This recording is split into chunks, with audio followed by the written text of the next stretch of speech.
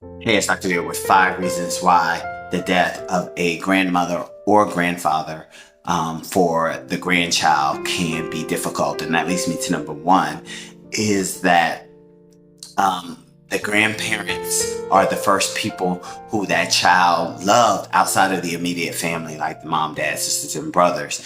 And that leads me to number two is that when that grandmother or that grandfather dies, that could be the first person that that child really knew closely that has ever died. So they're just confused at like what is happening. And that leads me to number three is that child already, I know in my circumstances, that child always had anxiety about that older parent or grandparent dying.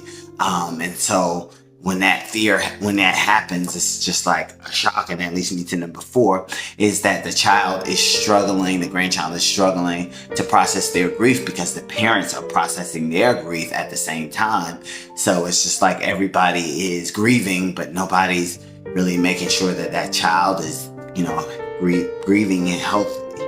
And that leads me to number five is just the loss that that grandchild is going to feel of the relationship with their grandparents, or the relationship that the loss is going to bring with the family. Because, some families kind of put everything on hold once that grandmother or grandfather passes. And so it can be quite difficult for the child to adjust. If this is you and you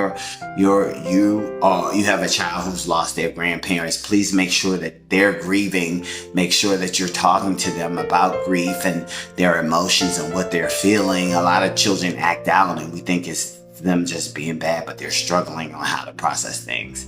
So if you're struggling with how to, help your child, please seek a therapist so that they can help you maneuver through this. Praying for everybody who's lost anybody.